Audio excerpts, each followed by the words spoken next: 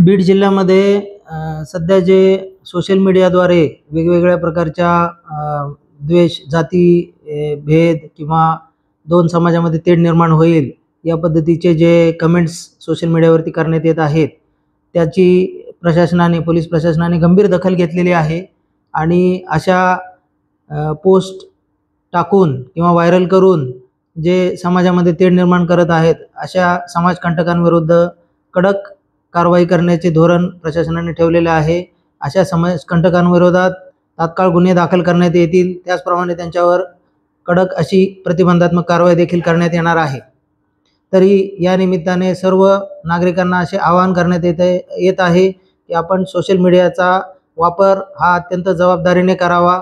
त्याचप्रमाणे समाजामध्ये तेढ निर्माण होणार नाही, समाजामध्ये सौहार्दपूर्ण वातावरण राहील याची दक्षता घ्यावी।